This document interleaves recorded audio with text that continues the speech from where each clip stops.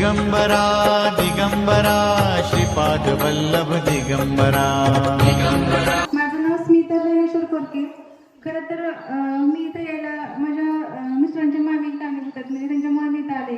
त्या प्रत्येक वेळी मला म्हणायचे की काही विषय जर सांगत असल्या बायकात बसून तर मी आले की बंद करायच्या, का तर म्हणायचे हिचा काही विश्वास नसते, हिला काय पटत नसते। पण खरंच इथं जो येतो तो सुखी होतो।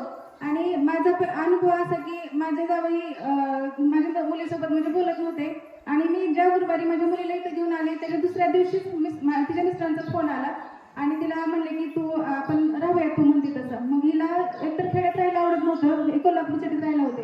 मग आता ते त्यांचं मन परिवर्तन व्हायला लागले की तिच्यासोबत पुण्यात राहायला तयार आहेत ते। आणि दुसरा अनुभव माझा असा की परवा शुक्रवारी जे ऍक्सिडेंट झाला त्या मुलाचा की आम्ही हिला जॉब बघायला चाललो होतो दोघांना बघ।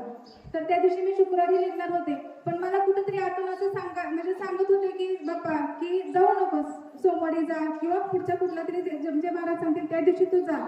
आणि त्या दिवशी शुक्रवारी जी वैराग पुणे जी गाडी आहे त्या गाडीचा ऍक्सिडेंट झाला आणि तो टाळणार त्यात काहीतरी माझा अपघात होणार ते टाळणार होतं।